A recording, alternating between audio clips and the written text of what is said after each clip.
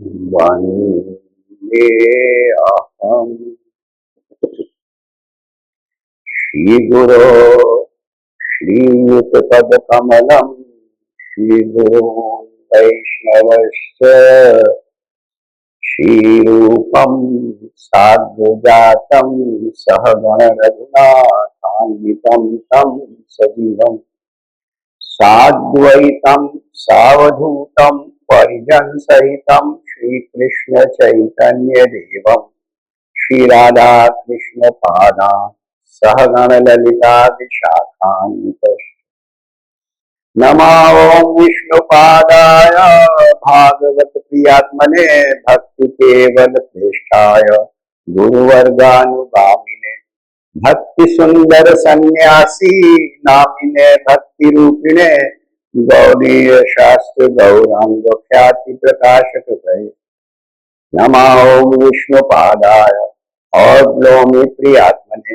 श्रीमते भक्ति सुहृद श्री परिव्राजक इति नामिने गौरवाणी प्रचारोल्लासी सर्वदा विधायिने श्री रूप विनोद सरस्वती धारा नमो विष्णुपादाय सरस्वती प्रियात्मने श्रीमते भक्ति श्री रूप भागवताभिधायिने भागवत कथा स्वादी भक्ति विज्ञान दायिने गुरु गौरांग निष्ठाय हरि कीर्तन मोदिने भक्त संग सुखानंदी सिद्धांतार्णवरूपिणे श्री भक्ति विनोद धारा स्नाताचार्य नमः अज्ञानतिमिरान्धस्य ज्ञानाञ्जन शलाकया चक्षुरुन्मीलितं येन तस्मै श्री गुरु स्टूडेंट गुरु आज्ञा से हम लोग श्रीमद् भागवत का पाठ कर रहे हैं तथा प्रसंग है दशम स्कंद के 5वें अध्याय का 25वां श्लोक। न एकत्र प्रिय संवासा सुरधाम चित्रकर्मणाम ओतेन व्यूहमानानाम एनवाना प्लवानाम स्रोतसोयया। तथा प्रश्न इस प्रकार से है, पिछले सप्ताह कथा चल रहा था कि नंद बाबा के घर में कृष्ण भगवान का आविर्भाव हुआ। तो शुद्धदेव जी ये कथा परीक्षित को सुना रहे हैं तो उन्होंने शब्द नंद आत्मज खूब मालूम है कि नंद का लड़का नहीं वसुदेव का पुत्र है, लेकिन शुद्धदेव जी जीव जगत को ये बताना चाह रहे हैं कि पुत्रत्व पुत्र भाव और वात्सल्य भाव से डिटरमिन होता है। किसने जन्म दिया इससे पुत्रत्व नहीं। नरसिंह भगवान का जन्म खंबे से हुआ है, स्तंभ से हुआ। इसी शास्त्र में उनका स्तंभ पुत्र नाम नहीं आता। वाराह भगवान का जन्म ब्रह्मा जी की नासिका से हुआ, किसी शास्त्र में नहीं आता कि वो ब्रह्मापुत्र। ये जो वात्सल्य है पुत्रत्व भाव है ये डिटरमिन करता है पेरेंट से। इसीलिए जब एडॉप्शन होता है तो जो एडॉप्टिव फादर है उसी का नाम चलता है, जिसने पालन पोषण किया उससे पुत्रत्व फिक्स होता है। नंद बाबा की बहुत लंबी चित्र, काफी बूढ़े हो गए, बहुत चिर प्रतीक्षा के बाद पुत्र की प्राप्ति हुई तो आह्लाद हुआ है। उन्होंने कहा नंद के घर आनंद है। वो आनंद से अभिभूत हो गए हैं। 20 लाख गैया था, सबका बहुत स्वागत किया, सब पूरा गांव उमड़ करके आया है। रोहिणी जी आई है तो रोहिणी जी के लिए कहा कि रोहिणी महाभागा। वसुदेव जी की बहुत सारी पत्नियां थी, उनमें से रोहिणी ब्रज में थी। तो रोहिणी इस मोर लकी इसलिए कि उनको कृष्ण और बलराम दोनों की बाल लीलाओं को देखने का अवसर मिला। रियल भाग्य है जब आदमी भगवान से, भगवान के क्रियाकलाप से, भगवान की कथा से जुड़ जाता है। इसलिए सुखदेव जी शब्द इस्तेमाल किए रोहिणी के लिए, रोहिणी महाभागा। नंद बाबा ने भी उनका बहुत स्वागत किया। उस जमाने में होता था अगर पति परदेश में है तो स्त्रियां न तो श्रृंगार करती थी ना उत्सव में जाती थी, लेकिन क्योंकि कृष्ण है तो सब चीज सेकेंडरी है। बहुत खुशी खुशी आई है। नंद बाबा ने भी उनका स्वागत किया और कहा कि तुम्हारी वजह से रोहिणी आज मेरे घर में पुत्र होगा। वो भी बिल्कुल होस्ट की तरह से लगी। ये सब जब उत्सव हो गया तो नंद राजा को भी दिया जाता है तो राजा को टैक्स के रूप से कहने या उपहार के रूप से लेकर नंद बाबा मथुरा गए, बहुत सारा स्वर्ण मुद्राएं और अलंकार लेकर के कंस को वार्षिक कर के रूप में अदा किया। वसुदेव को पता चला कि नंद बाबा आए हुए, तो बहुत चुपके से सीक्रेटली, को उनके मन में तो डर है कि कहीं कंस को पता चल गया कि मेरा पुत्र वहां है, मार देगा। तो बहुत चुपके से उनसे मिले और जाकर के, ऐसे तो नंद बाबा बड़े हैं लेकिन दोनों ने आलिंगन किया। जैसे आलिंगन किया तो बेसिकली वसुदेव के अंदर ऐश्वर्य भाव है, उनका जो वात्सल्य है वो ऐश्वर्य मिश्रित है, क्योंकि तो उन्होंने कृष्ण का चतुर्भुज रूप देखा है। तो कृष्ण उनकी रिक्वेस्ट पर बाल रूप तो हो गए, उनके माइंड से वो इमेज नहीं हटी कि ये भगवान है। ऐश्वर्य ज्ञान प्रेम को संकुचित कर देता है। अगर पता चल जाए कि कोई आपका फ्रेंड बहुत हाई पोजीशन पे पहुंच गया तो आप उससे फिर मल्लाही में बात कर नहीं पाते, एक डिस्टेंस फील होने लगता है। ऐश्वर्य ज्ञान प्रेम को संकुचित कर देता है। वसुदेव का जो ऐश्वर्य मिश्रित वात्सल्य है, लेकिन नंद बाबा को स्पर्श किया है, उनको आलिंगन किया है, वैष्णव स्पर्श है। जिस व्यक्ति से मिलोगे उसके गुण अपने अंदर आते हैं। तो नंद बाबा का जो एक्सक्लूसिव वात्सल्य भाव है वो उनके अंदर ट्रांसमिट होता है और अपने बच्चों की खैरियत पूछते हैं। उस समय ऐश्वर्य भाव विस्मित हो जाता है। अगर ऐश्वर्य भाव रहेगा तो खैरियत की कोई बात ही नहीं, कुशल मंगल की कोई बात नहीं। बच्चा समझ के कि मेरे राम और कृष्ण कैसे हैं, उनका हालचाल पूछते हैं, फिर बहुत अपनी खुशी जाहिर करते हैं कि ठीक है देखो हम लोग का मिलन हो गया, इस तरह से हम लोग मिल गए, तुम वहां रह रहे हो हम यहाँ रह रहे हैं, ये तो बहुत खुशी की बात है। जीवन में ऐसा बहुत मुश्किल होता है, ऐसा लगता है जैसे मेरा पुनर्जन्म हो गया। तो मनोनंद बाबा उससे कहने कि यार मेरे की प्रॉब्लम, चलो तुम भी चलो हमारे साथ ब्रेक पे रहो। तो उसके आंसर में ये वसुदेव जी नंद बाबा को बोल रहे हैं, जीव जगत को सिखा रहे हैं कि न एकत्र प्रिय संवासा सुहृदाम चित्र कर्म ओघेन विहुमानानाम प्लवानाम सोत सोयत। इस संसार में जो भी जीव है, बहुत सुंदर शब्द दिया है, चित्र कर्मणाम। मनुष्य के कर्मों से उसके जीवन की एक पिक्चर बन जाती है। उसका जैसे पिछले जन्म का जैसा कर्म है उसके अनुकूल उसका प्रेजेंट जन्म होगा, उसके पूरे लाइफ की एक पिक्चर बन जाती है। यानी कि उसका पिछला कर्म प्रेजेंट को बहुत जबरदस्त ढंग से अफेक्ट करता है। इसलिए बोले चित्र कर्मणाम, जो जिसके जैसे कर्म है, कर्म फल है, जिसका जैसा प्रारब्ध है वो उसको मोटिवेट करता है, गाइड करता है, वही फैक्टर्स अपैरेंटली दिखाई देता है। नतीजा क्या होता है कि जो सुहृदाम, सुहृद मित्र से भी बड़ा, ये शब्द ऐसा है कि जो मित्र से भी बड़ा है। सुहृद वो व्यक्ति होता है जिसको आपसे कुछ नहीं चाहिए, उसका आपके साथ कोई पर्सनल इंटरेस्ट नहीं है, लेकिन वो आपके कल्याण में इंटरेस्टेड है, जिसका आपसे कोई स्वार्थ नहीं है, कोई उससे लेना देना नहीं है, फिर भी वो आपका कल्याण चाहता है, उसके लिए एफर्ट करता है, कंसर्न होता है, वो आपका सुहृद है। सामान्य दुनिया में ये स्वभाव सिर्फ भगवान के पास होता है। इसलिए गीता में भगवान ने कहा सुहृदम सर्वभूतानाम, वो प्राणी मात्र का सुहृद है, प्राणी मात्र का कल्याण में इंटरेस्टेड है। आप उसमें इंटरेस्टेड रहो चाहे न रहो, वो इंटरेस्टेड है। सब मम प्रिय सब मम, उसका कंसर्न खत्म नहीं होता। जब आपका कंसर्न भगवान से हो जाता है तो भगवान का बेहतर कंसर्न हो जाता है, इसमें कोई शक। लेकिन अगर आपका कंसर्न नहीं है तो भी वो अनकंसर्न नहीं होता, इसलिए वो सुहृद है।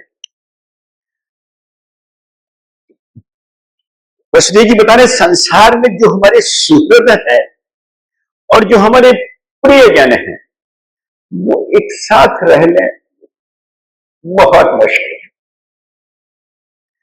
न एकत्र प्रिय संवासा सुहृदाम चित्र कर्म, उनका सबका प्रारब्ध अलग अलग है, सबका भाग्य अलग अलग है। दो फूल साथ फूले, किस्मत जुदा जुदा है। एक शीश पर चढ़ा है, एक मजार पर। प्रारब्ध इंडिविजुअल होता है, अपना अपना होता है, उसके अनुकूल सम्मिलन। और उदाहरण दिया कि जैसे नदी के प्रवाह में जो तिनके और लट्ठे लकड़ी बह रही है, तो 2 मिनट के एक साथ में, लेकिन एक साथ बहुत देर तक बह नहीं सकती। वो नदी का वेग, उसकी लहरों का वेग उसको अलग कर देता है। अलग अलग कर्म है, उसका प्रभाव है, उसके अनुकूल घटनाक्रम। अगर रामचरितमानस में ले चले तो जिस समय भगवान राम वन को चले गए हैं, राजा दशरथ बहुत व्यथित हैं, विलाप कर रहे हैं। सुमंत उनके एडवाइजर हैं, मंत्री हैं। वो आके उनको समझाते हैं। उनको क्या समझा रहे हैं? जीव जगत को समझा रहे हैं। और शुद्ध सिद्धांत दिया है, अगर जीवन में उतार ले तो फिर ये जो दुख की अनुभूति है, ये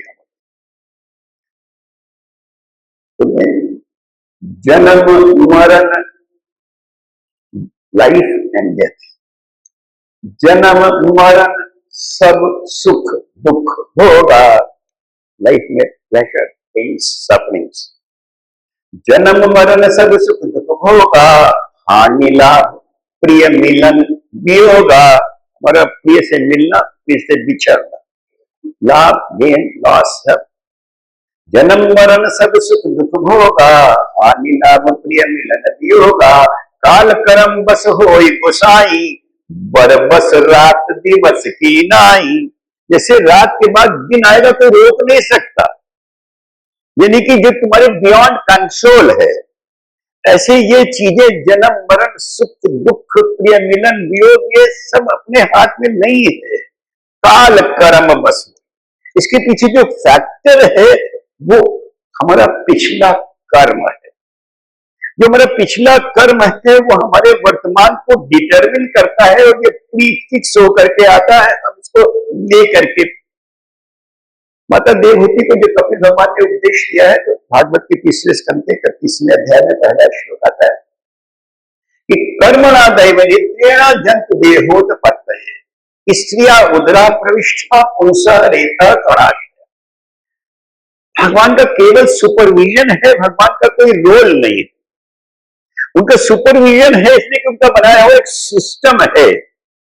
उस सिस्टम में सारा जीव जगत है, जिसका जैसा कर्म है उसके अनुकूल उसको माता पिता करते, यानी कि चाइल्ड सेलेक्ट्स द पेरेंट्स। इस जन्म में हम अपने अगले अगले जन्म के माता पिता फिक्स कर लेते हैं, उसी के अनुकूल हमारा जन्म होगा, उसी के अनुकूल हमको माहौल मिलेगा, उसी के अनुकूल हमको सिचुएशन मिलेगी, हमारी सराउंडिंग्स होंगी, जो बहुत कुछ मैटर करते हैं हमारे सक्सेस के लिए। तो बोले मित्र बहुत मुश्किल है नंद बाबा ऑफर करना कि चलो यार ब्रिज में रहा जाए करें, बहुत मुश्किल है, क्योंकि उनको अंदर की बात मालूम है कि सिचुएशन ऐसी है कि मैं जा ही नहीं सकता। ये सिचुएशन प्रारब्ध है, प्रारब्ध एक्ट नहीं कराता, प्रारब्ध सिचुएशन क्रिएट कर देता है, तुमको ले जाकर के एक पर्टिकुलर सिचुएशन में डाल देता है। उस सिचुएशन के अनुकूल फिर आपको अपने आप को ढालना पड़ता है।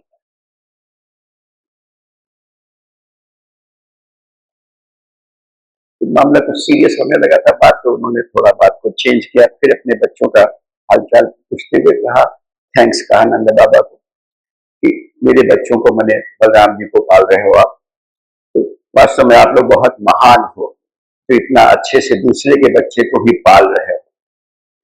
मनुष्य योनि का एक पर्पज है, हमारे वेदों में इसको पुरुषार्थ चतुष्टय कहा गया, धर्म अर्थ काम मोक्ष।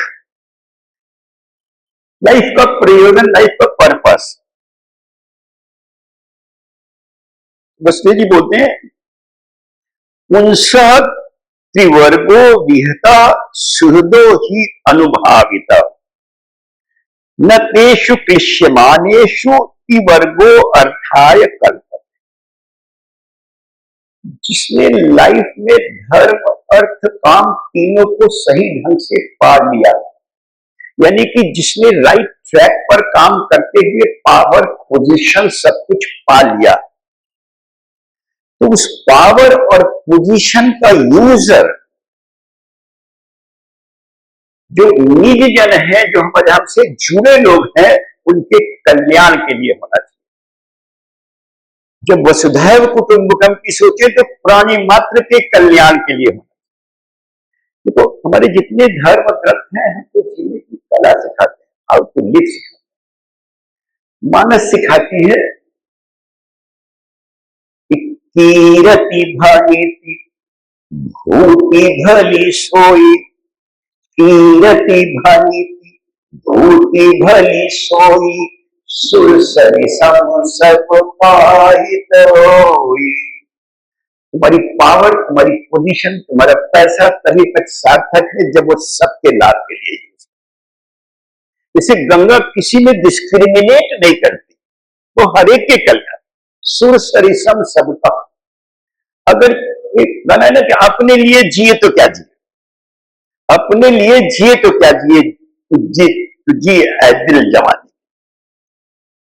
शास्त्र बोलता है केवलम स्वधर्म भरा पशुओं ही जीवती तस्यैव जीवितम श्लाघ्यम यह परार्थे ही जीवत। जो केवल अपना पेट भर रहा है ये तो पशु प्रवृत्ति है। यही तो पशु प्रवृत्ति है कि आप ही चरे, मनुष्य है वही कि जो मनुष्य के लिए। सेल्फिशनेस तो पाशविक प्रवृत्ति। हमारा वेद जो पहला कमांड देता है कहता मनोर्भव, एक अच्छे इंसान बनो। जब तक एक अच्छे इंसान नहीं बनोगे तब तक भगत होना तो बहुत दूर की बात है। पहले एक अच्छा इंसान बनना पड़ेगा। जब एक अच्छा इंसान बनेगा जिसने अपने बेसिक धर्म को नहीं समझा, वो अल्टीमेट धर्म को क्या समझेगा। भजन तो अल्टीमेट धर्म है, इसीलिए मोक्ष को एकदम लास्ट में रखा, त्रिवर्ग तक रुक गया, धर्म अर्थ काम तक रुक गया, मोक्ष की बात अभी नहीं पहुंची। वो तो अल्टीमेट चीज है। जो इनिशियली सक्सेस नहीं कर, ठीक से एक्ट नहीं कर पा रहा, वो अल्टीमेट चीज को क्या करेगा।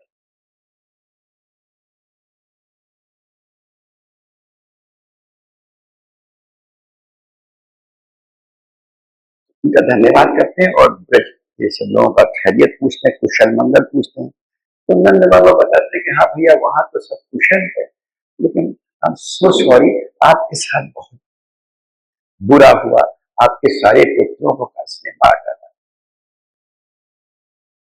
एक कन्या थी, वो भी अंतर्धान हो गई। तो इससे बड़ा दुख हो नहीं सकता। युधिष्ठिर से जब यक्ष ने प्रश्न किए थे तो उसमें एक प्रश्न था कि सबसे बड़ा दुख क्या है। उत्तर था कि पिता के जीवन में पुत्र की तरह, बाप के कंधे पर बेटे का जनाजा, इससे बड़ा दुख हो।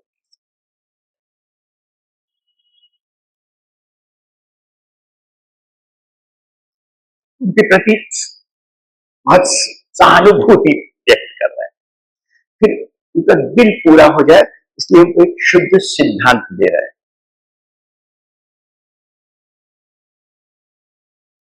नूनम ही अदृष्ट निष्ठो अयम अदृष्ट परमो जन, अदृष्ट आत्मन तत्वम यो वेदम न समुह्यते।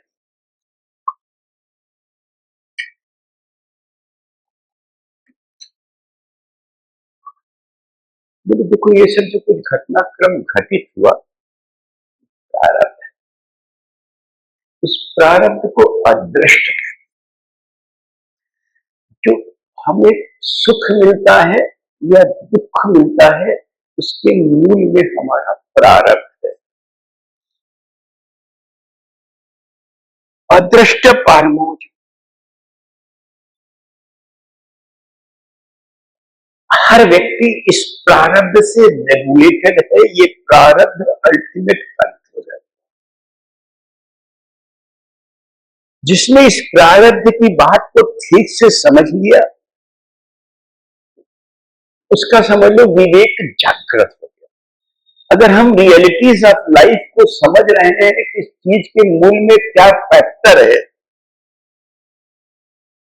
तो फिर वो फैक्ट हमको उतना प्रभावित कर नहीं पाता।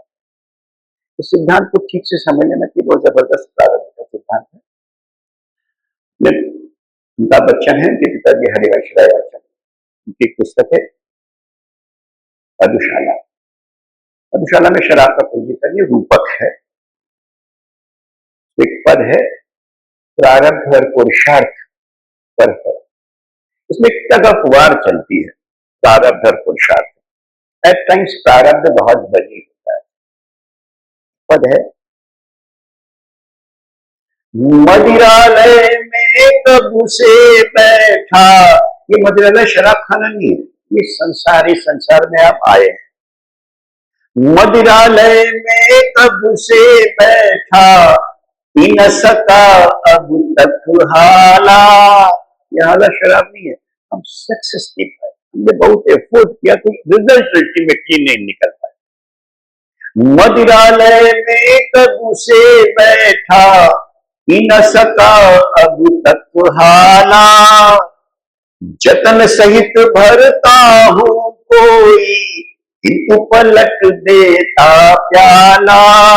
जतन सहित माने पूरा एफर्ट कर रहे, मेरे एफर्ट में कोई कमी नहीं है, लेकिन कोई अदृश्य शक्ति है। जतन सहित भरता हूं कोई, ये कोई जो है ये अदृश्य है, ये अदृष्ट है, ये ज्ञात नहीं है, ये प्रारब्ध है। जतन सहित भरता हूं कोई, किंतु पलट देता प्याला। सारा एफर्ट मेरा बेकार हो जाता है। कोई ऐसा फैक्टर है जो नॉट नोन टू मी, लेकिन ये सब ढेर हो जाता है। जतन सहित भरता हूं कोई, किंतु पलट देता प्याला। मानव बल के आगे निर्बल, भाग्य पढ़ा विद्यालय में। स्कूल में पढ़ाया गया क्या था, तुम अपने भाग्य के स्वयं निर्माता हो, तुमको भगवान ने दुआ दी, यू कैन डू एनीथिंग। पुरुषार्थ बली है। मानव बल के आगे निर्बल, भाग्य पढ़ा विद्यालय में। भाग्य प्रबल मानव निर्बल का, पाठ पढ़ाती मधुशाला। आदमी कुछ नहीं है, प्रारब्ध बहुत जबरदस्त है। ये प्रारब्ध प्रारब्ध प्रारब्ध हर आदमी सुन रहा है, इसको ठीक से समझना चाहिए। प्रारब्ध है हमारे पिछले जन्म के कर्म, पिछले मान ली कितने जन्म, कोई जरूरी नहीं कि लास्ट बर्थ, पिछले कई कई जन्मों का एक कर्म का फल जो मिलना शुरू हो गया। सब टोटल फल नहीं मिल पाता, बहुत जन्म एक्चुअली क्या होता है, कर्म बहुत संचित हो जाता है, निकलने का रास्ता बहुत कम होता है। जैसे बहुत बड़ी सी छत हो और उसमें ड्रेन पाइप बहुत छोटा सा हो, तो पानी कम निकल पाएगा, बाकी ढेर होता जाएगा ऊपर। तो ऐसे कर्म का फल भोग बहुत कम पाता है और इकट्ठा ज्यादा हो जाता है। हरे कृष्ण। तो जो इकट्ठा होता रहता है ये संचित कर्म कहलाता है। ये संचित कर्म और प्रारब्ध, ये दोनों हमारी लाइफ में बहुत इंपॉर्टेंट और उनका बहुत मटेरियल रोल। अब समझ लो इसको, ये होता क्या है। संचित कर्म हमको इस जन्म में अपने उस बैकग्राउंड के अनुसार इंक्लाइंड करता है। हिंदी में शब्द होता है स्फुरण। ये हमारा पिछले जन्म का जो संचित कर्म है, जो अभी प्रारब्ध का रूप नहीं पाया है, ये हमको सिर्फ इंक्लाइंड करता है कि ऐसे करो। मेरे मन में विचार आता है कि ऐसे करना चाहिए, एक्ट ये भी नहीं कराता, क्योंकि अगर ये एक्ट करा देगा तो फिर हमारा रोल नहीं हुआ, फिर हमारा नया कर्म नहीं बनेगा। मनुष्यों में हर पल एक नया कर्म बन रहा है। जब इंक्लिनेशन हुआ, मनुष्यों ने बुद्धि समझ गए थे। बुद्धि का काम है एनालिसिस करना, विश्लेषण करना, सिचुएशन को एनालाइज करना और व्हाट इज व्हाट बताना। लेकिन बुद्धि एट टाइम्स राइट चीज को पिक नहीं करा पाती। हम जानते हुए भी कि ये सही है, हमसे गलत हो जाता, हम कहते हैं यार हम जाने तो सब रहा है, मगर हमसे गलती हो गई। जिसको स्लिप ऑफ टंग बोलते हैं, तो why your tongue slip of tongue बोल दिया। वो कौन सा फैक्टर था जिसने स्लिप करा दिया? ये फैक्टर है विवेक। विवेक कहते हैं जब बुद्ध ने राइट और रॉन्ग को डिस्टिंग्विश कर दिया तो राइट चीज को पिक करा दे। ये होता बुद्धि के अंदर ही है, ये बुद्धि से अलग इसकी कोई सत्ता नहीं। ये बुद्धि के अंदर है लेकिन सुप्तावस्था में पड़ा रहता है। इसको जगाने के लिए कोई थर्ड पार्टी इंटरफेरेंस की जरूरत होती है। जैसे शास्त्र में उदाहरण आता है कि जैसे क्रीम में मक्खन है लेकिन अच्छी से अच्छी क्रीम अपने मक्खन को बाहर निकाल नहीं सकती, कोई चर्न करने वाला चाहिए, कोई उसको मथ दे तो मक्खन बाहर आ जाएगा। यानी कि third party is my Guru, my guide. तो लाइफ में एक फ्रेंड, फिलोसफर एंड गाइड जिसको बोलती है, जिसको गॉड फादर बोलते हो, एक चाहिए जो हमको गाइड करे हर पल की इस मोमेंट पर हमको क्या करना है। एक स्टेज आती है कि हमारा चित्त में हमारा गुरु है, माने जो भगवान है वो मेरे चित्त में बैठा है, वो मेरा प्रथम गुरु है। चित्त में बैठ करके वो हमको गाइड करने लगता है, लेकिन वो हमको, उसकी गाइडेंस हमको तब समझ में आती है जब हमारा उससे जुड़ाव हो जाए और हमारे अपने अंदर की हलचल खत्म हो जाए। हमारे जो अंदर में एक झंझावात है, एक शोर है, हम बहुत शोर में कोई धीमी सी बात कही जाए तो सुन नहीं पाते, समझ नहीं पाते। तो अंदर के झंझावात को जब तक हम कम नहीं करेंगे, अंदर के शोर को जब तक शांत नहीं करेंगे, तब तक उस गाइडेंस को हम एक्सेप्ट रिसीव नहीं कर पाएंगे। जब हम रिसीव ही नहीं कर पाएंगे तो एक्ट कैसे करेंगे? तो जो पहली अहर्ता है वो ये है कि अंदर के शोर को शांत करो। Try to be as simple as possible. निर्मल मन जन सो मोहि पावा। जितना सरल बनोगे उतना सुखी रहोगे, जितना चकड़ बनोगे उतना दुखी रहोगे। जो सरल है वो भगवान के निकट है, जो सरल है वो भगवान की गाइडेंस को समझ रहा है। ये जो संचित कर्म है ये स्फुरण देगा और ये हमारी अंतरात्मा उस समय हमको गाइड करेगी, हमसे रॉन्ग हो नहीं सकता। यही चीज प्रारब्ध में आ जाती है। प्रारब्ध इससे अधिक एक स्टेज स्ट्रॉन्गर होता है। प्रारब्ध कर्म करने के लिए बाउंड करता है, ऐसे हालात बना देता है कि कुछ ना कुछ होके रहे। लेकिन याद रहे कि प्रारब्ध हमसे रॉन्ग्स नहीं कराता, प्रारब्ध हमसे निषिद्ध कर्म नहीं कराता। प्रारब्ध हमसे कर्म कराएगा, क्योंकि प्रारब्ध ने अगर हमसे निषिद्ध कर्म करा दिया तो फिर हम दोषी नहीं हुए, हम केवल अपने एक्ट के लिए दोषी होते हैं। जो एक्ट हमारा है उसके लिए हमारा पनिशमेंट होगा, जो एक्ट हमारा है ही नहीं। प्रारब्ध कर्म के, प्रारब्ध हमारे ही कर्मों का फल है जो हमको भुगतवा रहा है। लेकिन वो जब हम रॉन्ग्स में चले जाते हैं तो मेरा नया कर्म है, उसका हम नया पाप ओढ़ रहे हैं अपने ऊपर। प्रारब्ध का रोल बड़ा है, लेकिन इस प्रारब्ध का नियंता परमात्मा है। उसके पास वीटो है, भावी मेक सकै त्रिपाठी। इसका नियंता परमात्मा है। उन्होंने एक सिस्टम बना दिया। प्रश्न ये उठता है कि why should he interfere? You are in this system, why? वो सिस्टम को क्यों चेंज करें भाई? एक साधारण सा इंस्टीट्यूशन चलाते हो, उसमें तुमने कुछ नॉर्म्स बना दिए, उसमें तुम डिसिप्लिन रखाते हो, उन नॉर्म्स पे कोई कंप्रोमाइज नहीं करते हो। वो अपने नॉर्म्स पे क्यों कंप्रोमाइज करो? लेकिन एक स्टेज आती है जब कोई मजबूर हो जाता है, और मजबूर तभी होता है जब कोई बहुत अपना इन्वॉल्व हो जाता है। जो भक्त है वो भगवान का निज जन है, जो भक्त है वो भगवान का निज जन है, उसके साथ उसका पर्सनल एफिलिएशन है, उसका एक पर्सनल जुड़ाव है, उनके साथ उसको निज जन बोलते हैं। जो स्वभाव होता है वो पार्शियलिटी नहीं होता है। भगवान का स्वभाव है कि वो भक्त वत्सल है। भक्त को प्यार करते हैं। जैसे एक माता पिता के बहुत से बच्चे हों, तो उन सब बच्चों पर माता पिता का पूरा ध्यान रहता है, सबसे कंसर्न रहते हैं माता पिता। लेकिन जो बच्चा माँ की गोदी से लिपटा रहता है, उसकी धोती पकड़े उसकी जुटा रहता है, उसी के पास लटका रहता है, वो उसकी गोदी में चढ़ जाता है। जो हर समय माता पिता से लिपटा रहता है, जो हर समय भगवान से लिपटा हुआ है, वो भगवान का प्रिय हो जाता है, तो उसके लिए फेवर स्वाभाविक हो जाता है। तो भगवान का ये स्वाभाविक गुण है कि भक्त से प्यार करते हैं, और जो कोई किसी से प्यार करता है तो उसके 10 खून माफ होता है।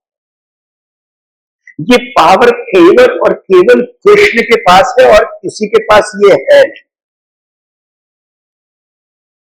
बाकी लोग सिस्टम में है, माया जो सिस्टम है वो माया शक्ति है भगवान, बाकी सब माया में है।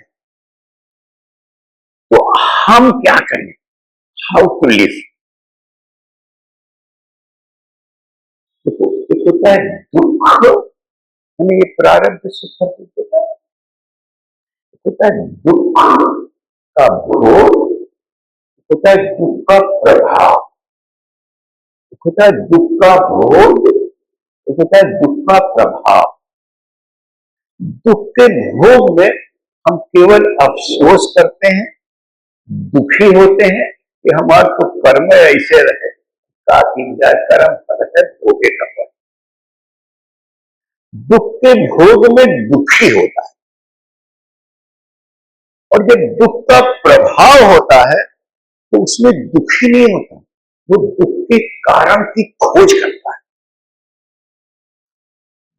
दुख में दुखी होकर के निगेटिव हो जाता है, दुख के प्रभाव में वो ऊपर उठ जाता है, विचार करता है कि ये दुख आया।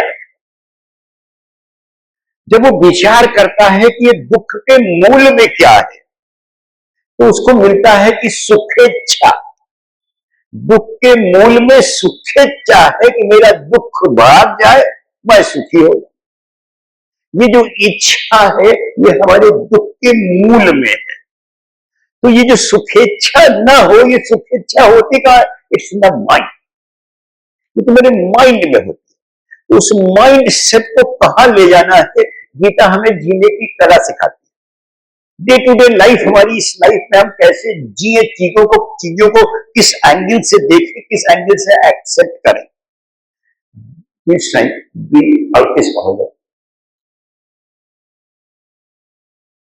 कोई गीता में इंटरेस्टेड हो तो हम गीता दे दें, गीता पढ़ेंगे, किसी को पढ़ना तो ले दे। गौरव गीता तो नहीं पढ़नी है, क्या क्या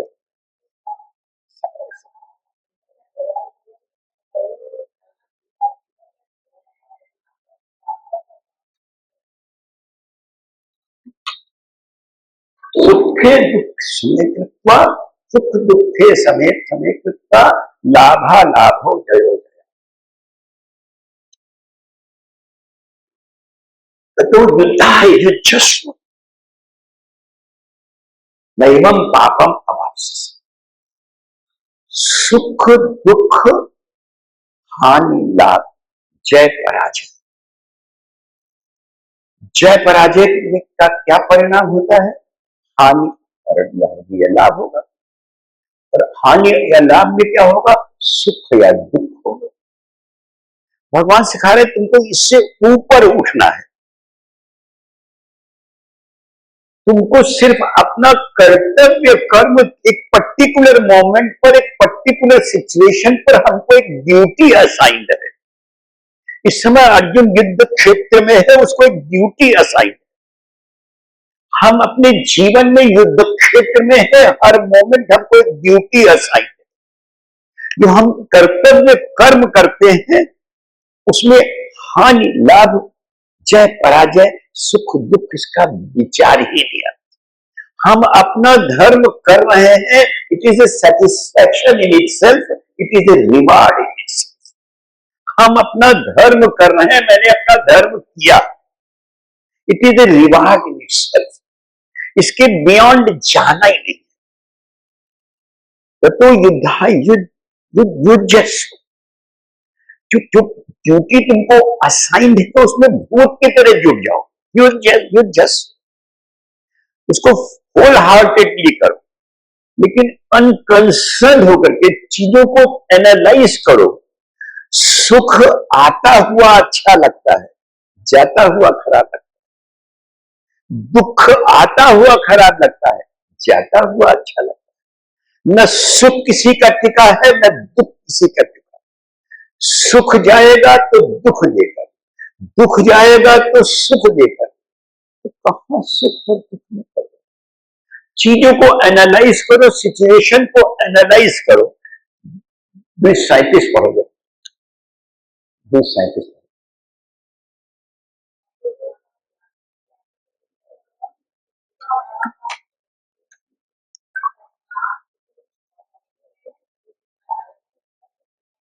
हतो वा प्राप्त से स्वर्गम जित्वा वा मोक्ष से मति ततो उत्तिष्ठ कौन्तेय सत्य युद्धाय कृतनिश्चय।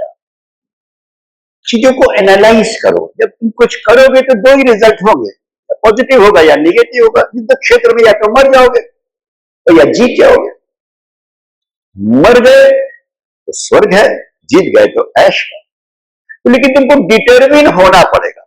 तो निश्चय, संकल्प और सफलता एक दूसरे के पूरक है। तो लाइफ में डिटर्मिनेशन चाहिए कि कम व्हाट में आई शैल डू इट।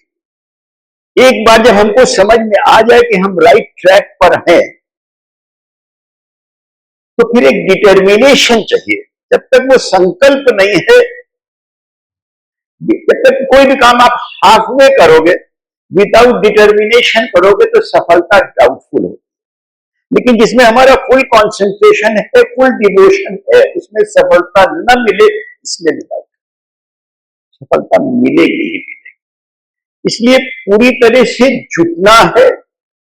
सुख और दुख इज इन द माइंड। उसको भी अगर एनालाइज करो तो जिस समय हमको अनुकूल परिस्थिति मिलती है, निश्चित रूप से मेरे पुण्य का फल है। उस अनुकूल परिस्थिति का जितनी देर हम भोग कर रहे हैं, मेरा पुण्य क्षय हो रहा है। और उस अनुकूल परिस्थिति में at times values of life की वैल्यू नहीं हो पाती। और जब हम एडवर्स सिचुएशन में होते हैं, प्रतिकूलता में होते हैं, तो हमारा पाप क्षय हो रहा है।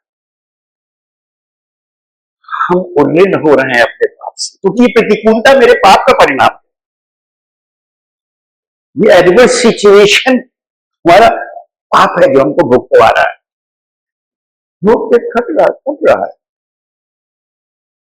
इसमें वैल्यूज ऑफ लाइफ पर विचार करने का मौका होता है।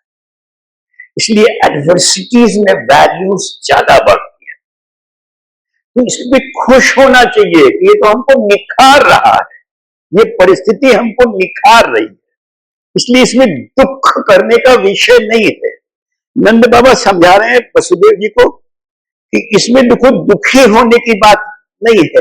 जिसका इस प्रकार से विवेक जागृत हो गया, फिर वो मोहित नहीं होता। जब तक विवेक जागृत नहीं है, तभी तक मोहित है। समय शेष हो रहा है, इसलिए यहीं शेष करते हैं। वांछा कल्पतरुभ्यश्च कृपा